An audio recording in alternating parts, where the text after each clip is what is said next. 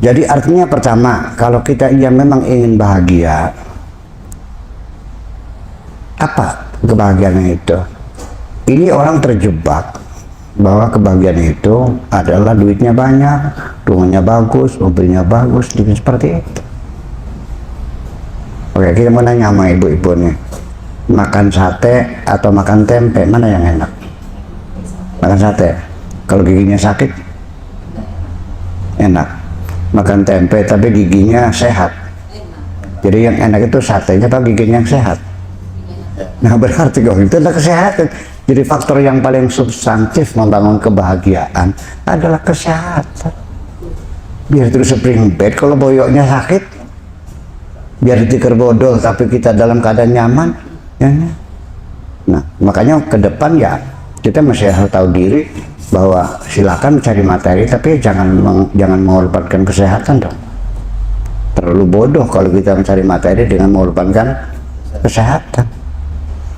Dan ini banyak kita lihat di depan mata saya, banyak orang mencari rezeki tapi harus mengorbankan kesehatannya, entah merampok, entah melacur, entah nipu segala macam.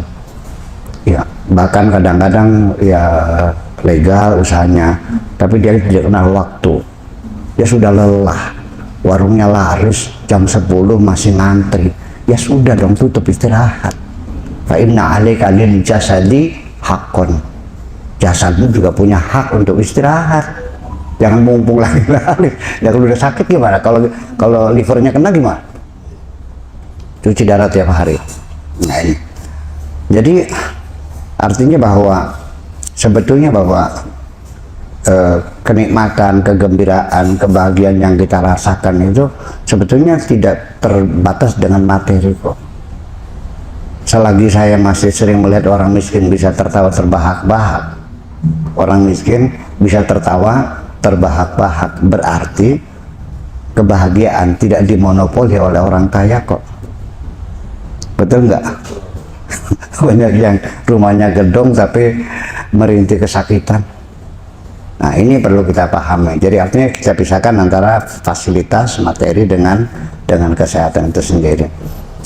Nah kemudian kenyamanan, kegembiraan, kenikmatan yang kita makan, yang kita pakai, sesungguhnya tidak mesti harus berkelas tinggi, harus nggak mesti tasnya pakai Hermes, nggak mesti kacamatanya Ray-Ban, nggak mesti sepatunya Billy, nggak mesti mobilnya itu Rolls Royce, nggak mesti makannya dengan sate, sambal goreng, tempe pun jadi. Tergantung bagaimana kita memanage imajinasi kita. Ujungnya bagaimana kita memanage imajinasi kita ini. Enak nggak makan pakai tempe aja? Kalau tadi saya makan nikmat banget tadi ya, kan apa namanya, ikan gurame, ada sop segala macam. Ya sopnya itu enak banget. Ya kan gitu. Nah, jadi suatu ketika kapan-kapan kita mungkin tidak menemukan rezeki yang cukupnya, makanya dengan tempe saja. Jangan mengurangi kenikmatan. Sebetulnya kenikmatan bagaimana kita memanage imajinasi kita. Sebabnya kita ini tidak menikmatinya karena kita gagal fokus sebetulnya. Begini, Pak Setiadi makan sama tempe saja. Bisa bahagia nggak? Bisa. Asal syaratnya mata kita melihat tempe, tangan kita memegang tempe, gigi kita menggigit tempe, tenggorokan kita menelan tempe, pikiran kita mikirin tempe. Nikmatku.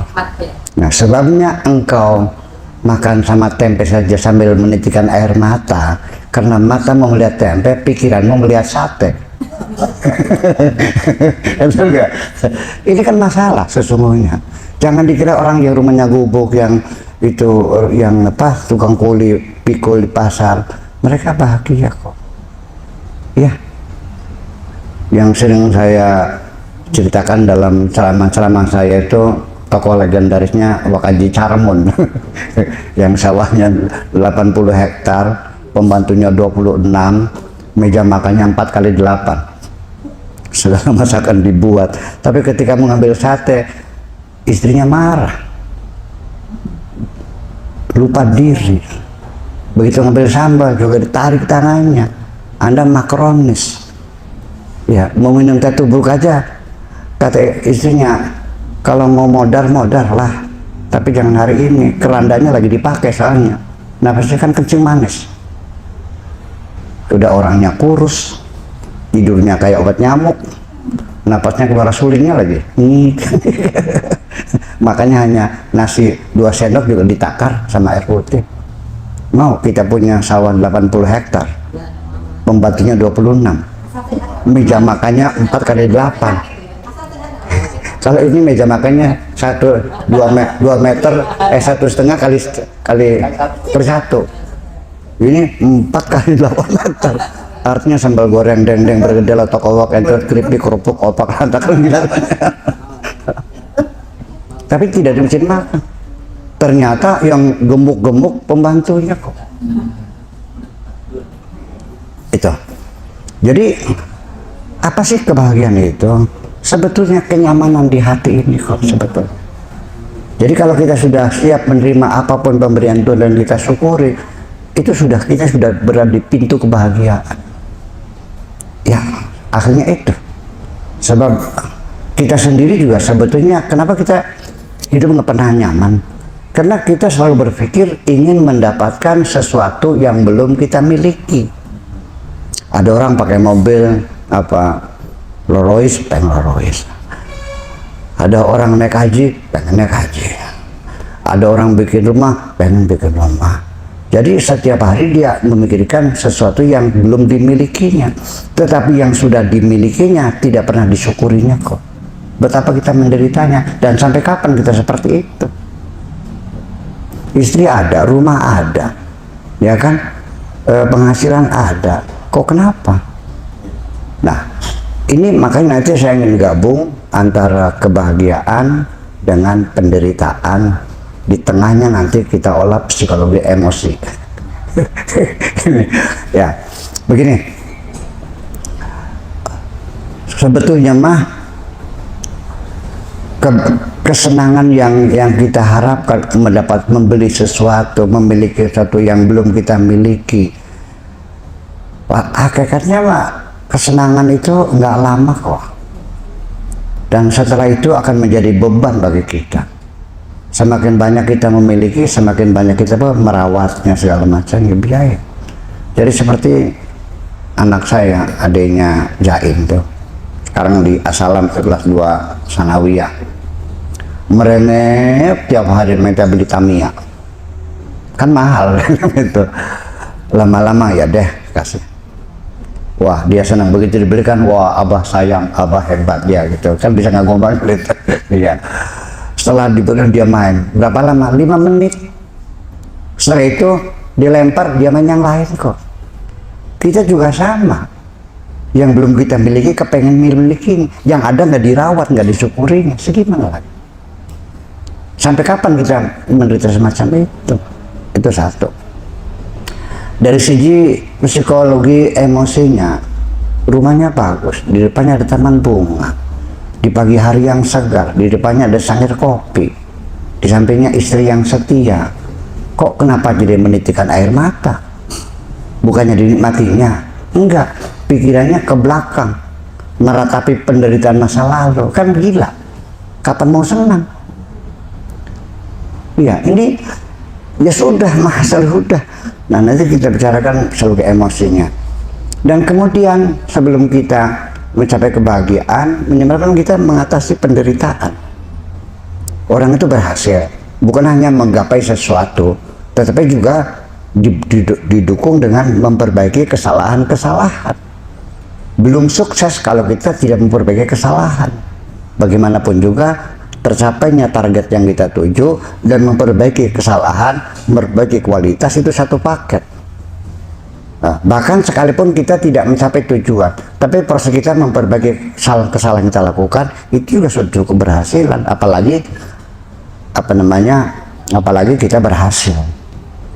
Di dalam berdoa sendiri juga saya selalu mengatakan bahwa sebelum doamu dikabul oleh Tuhanmu, cobalah persiapkan dirimu supaya bagaimana layak untuk diberi. Ya, kalau nggak layak, Allah tidak mungkin akan ngasih orang itu tidak layak dong. Tidak mungkin Allah menyuruh seseorang yang tidak mampu mengerjakannya. Tidak mungkin Allah memberikan sesuatu kepada orang yang tidak layak diberi, nggak bakal dikasih. Nah, ternyata bahwa untuk mengatasi penderitaan ini, mungkin waktunya singkat, kita akan jelaskan saja bahwa salah satu kita selalu menderita ini karena kita selalu membandingkan diri kita dengan orang lain. Kita punya mobil, sementara kita beli mobil, kita menikmati, kita senang dipakai, yang penting istilahnya, yang penting asal ngelinding begitu. Tetapi begitu kita membandingkan mobil kita dengan mobil tetangga yang tahunnya lebih muda, yang sesnya lebih tinggi, kita menjadi kecil hati, jelek. Kita akan merasakan mobil kita jelek karena kita melihat mobilnya orang lain. Kita juga sama, dulu kita pengen kawin, ya kan gitu. Setelah kita punya istri, kita senang sementara. Sejak kapan kita melihat istri kita tidak cantik? Karena kita membandingkan dengan istri orang lain. Betul nggak? Pak Setiadi mungkin sekarang sedang merasa bahagia, rumahnya representatif lah sebegini. Tapi begitu melihat rumah yang ada di Kemang, kecil hati lagi. Alah, nggak ada apa-apanya. Jadi di sini salah satu penyebab bahwa kita tidak bisa bersyukur kepada Tuhan, selalu dalam penderitaan yang nggak jelas sebabnya karena kita tidak bisa memanage imajinasi kita, yaitu kita terlalu sering membanding-bandingkan diri kita dengan orang lain. Ya. Nah, oleh karena itu cobalah kita belajar untuk tidak membandingkan dengan siapapun. Sebab membandingkan itu secara metodologi ilmu pengetahuan itu memang sekitar abad ke-6 lah Hijriah. Jadi 6 sampai ya abad ke-6 sampai 5, jadi abad ke-11 lah. Itu baru muncul metodologi komparatif. Namanya Abdul Qahir Al-Jurjani, membandingkan metode komparatif. Dalam ilmu kedokteran juga ada ya, komparatif itu ada. Kita bisanya tahu ini hasil radiologi, ini penyakitnya di mana. Kita harus melihat dulu tulang-tulang yang sempurna, betul nggak? Baru oh ini lain, kok ada bintik-bintiknya, ada apa kan gitu. Kita memperbandingkan dua hal itu, tujuan satu melihat kelebihan-kelebihan yang ada pada dua sisi itu. Kalau kita membandingkan Syahrini dengan Dewi Persik, akan lebih jelas mana kelebihan, mana kekurangannya. Semakin kita membandingkan dengan banyak hal, kita semakin optimal memilih nilai-nilai yang ada. Kita beli mangga, milih satu dari mangga satu cepon, satu dari 100 mangga, the best dari 100. Nah kalau kita hanya punya 2, ya belum tentu. Nah makanya itulah sebabnya, itu ilmiah. Tapi ketika kita melihat membandingkan diri kita dengan orang lain, itu ada sesuatu sesungguhnya. Ini bukan ilmiah, itu emosi nantinya masuknya, bukan ilmiah. Satu begini, kalau kita tidak mengendalikan semacam itu, lama-lama hati kita menjadi rusak. Di penghujungnya kita tidak suka ada orang melebihi diri kita. Namanya penyakit apa itu? Hasud. Hasud. Nah, kalau sudah kita penyakit hasud, waduh, ini sudah saya jamin orang itu pasti tidak akan bahagia. Sebab dia tidak pernah senang kalau melihat orang senang. Dia baru senang kalau melihat orang susah. Nggak ada hubungannya, nggak ada hubungan kausalita, nggak ada reasoningnya, nggak ada. Ada tetangga beli mobil Avanza, urusannya apa? Ya paling juga kredit. Urusannya apa? Istrinya nyambung lagi. Nih, potong kuping nih, 4 bulan juga ditarik lagi. Urusannya apa? Ada tetangga warungnya laris juga. Ini mesti Gunung Kawi. Sakit. Orang, makanya itulah turun surat Qul a'udzu birabbil falaq tersendiri. Itu untuk kita mengendalikan wa min syarri hasidin idza hasad. Hasud itu ada, dan semua orang ada, tapi tertidur. Tetap bahayanya idza hasada, kalau hasudnya ngamuk, ini dia. Sampai bisa-bisa melakukan tindakan kriminal. Seperti jajanan di depan sekolah, sekolah mencret semuanya. Kenapa? Pesaingnya ditaburin sesuatu. Ini kan menjadi jahat. Semacam itu. Dan orang hasud ini bohong kalau dia bercita-cita. Orang hasud ini orang yang tidak pernah bercita-cita, tidak punya keinginan. Ketika dia bekerja keras banting tulang peras keringat, bukan untuk mengejar cita-citanya, tapi untuk menggagalkan cita-cita orang lain. Ya, ini sudah luar biasa. Naudzubillah min dzalik, jangan sampai keluarga kita ini ada yang berjiwa seperti itu. Ya dong. Ya. Nah, jadi artinya sudah sekarang kita stop mulai hari ini. Kalau ingin bahagia, cobalah kita hapuskan penderitaan kita ini, jangan membandingkan dengan orang lain. Kita syukuri saja apapun yang Allah berikan kepada kita. Kan begitu. Sebab bagaimanapun rasa syukur itu akan bernilai dengan beberapa persyaratan. Pertama, kita menyadarinya, memahaminya, mengerti, merasakan, memanfaatkan, mengakui pemberian Allah dan digunakan untuk yang benar. Itu bersyukur, baru nilai kebahagiaan kita betul-betul murni. Dan yang kedua, ini kita menghabiskan waktu hidup ini tidak pernah mencapai kebahagiaan karena kita terlalu berintervensi urusan orang lain. Ada tetangga berselingkuh, urusannya apa kami ikut campur? Menyalahkan tetangga, ngapain? Ada atasan kita, ngapain? Teman kita, sehari-hari kita ini selalu memberikan judgment, memberikan penilaian orang lain, menghakimi orang lain. Padahal Allah mengatakan innal hukmu illa lillah. Yang bisa menilai hanya Allah. Wala yusyrik fi hukmihi ahada. Jangan disekutukan Tuhan dalam menilai apapun dengan siapapun. Biar Allah yang menilai. Apakah kita menilai orang itu rajin, malas, pinter, bodoh, jujur, pembohong, dan lain sebagainya, beriman, musyrik, kafir, bid'ah, itu bukan urusan kita. Percayalah, orang yang kafir, musyrik, itu orang yang tidak bahagia.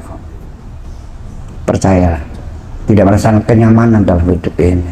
Biarkan oranglah. Kita sendiri sebetulnya ketika kita ikut berkomentar, ikut membantu, itu pun harus tahu diri. Kalau ada permintaan dari yang bersangkutan, kita berintervensi. Kalau nggak usah dong. Urusan kita banyak sendiri kok, ngapain ngurusin orang? Kita kurang waktu. Mencapai tujuan pribadi saja itu sudah perlu waktu, ngapain ngurusin orang lain? Jadi kalau orang itu tidak datang kepada saya, lu minta tolong, ya ngapain harus mengejar-ngejar orang yang campur? Kayak nggak ada kerjaan aja. Tapi saya mau cerita sedikit. Suatu ketika ada orang suaminya berselingkuh. Si istrinya datang kepada saya minta tolong bagaimana sebaiknya. Saya bilang saya tidak pernah dan ke depan tidak akan menyarankan perceraian dalam kondisi apapun. Kan bagi saya perceraian bukan penyelesaian, tapi membuat masalah baru. Jadi gimana pakai? Ya bersabar. Sebabnya suami berselingkuh pasti kan ada sesuatu. Tidak mungkin seluruhnya suami yang salah. Setiap ada pertengkaran suami istri, tidak mungkin seluruhnya istri yang salah, tidak mungkin seluruhnya suami yang salah. Mesti dua-duanya ada salah. Iya. Jadi saya anjurkan tuh sekarang kamu pergi ke Natasha, ke Cirebon, diamplas pipimu itu. Jerawatnya 50.000 satu kalau jadi. Iya, pakai lipstiknya Yves Saint Laurent yang cantik kan gitu, bikin apa namanya bulu mata yang lentik kan gitu, pakai shadow, pakai maskara, gitu seperti itu. Dan kamu mulai memperhatikan suamimu seperti itu. Saya hanya itu kok, tidak pernah datang sendiri minta saran. Saya bilang jangan pernah minta cerai, lebih baik kamu perbaiki dirimu. Kamu itu mesti cantik, Umur 40 itu perempuan sedang di puncak kecantikannya loh. 40 sampai 50 itu puncak kecantikan. 50 sampai 60 melandai. 60 70 terjal.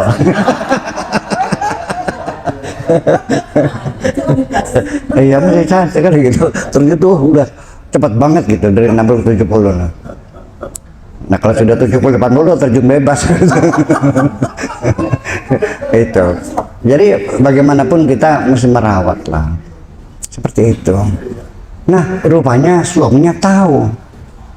Suami istri berdandan.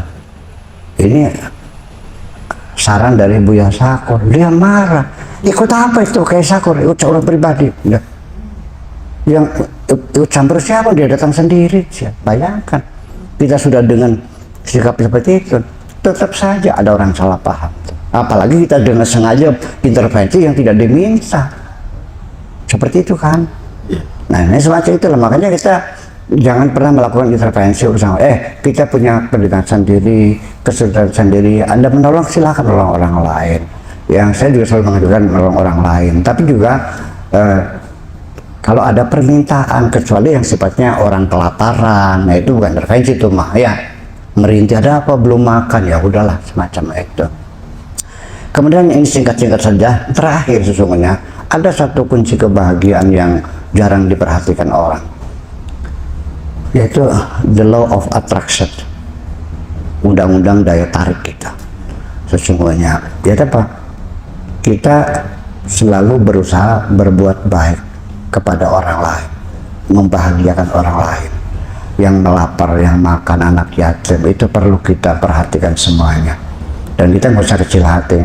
Mereka juga nggak minta banyak kok. Betul nggak? Mereka nggak minta banyak kok. Nah, sehingga saya ingin menyampaikan perasaan saya. Saya berada di puncak kebahagiaan ketika saya bisa membahagiakan orang lain. Kebahagiaan yang saya rasakan karena membahagiakan orang lain itu aroma sorga kok. Makan saya lahap, tidurnya enak, badan sehat, ya kan, seperti itu. Jadi kebahagiaan itu juga diakhiri, didukung juga dengan kita banyak berbuat baik kepada sesama. Saya kira itu saja yang penting. Terima kasih. Assalamualaikum warahmatullahi wabarakatuh.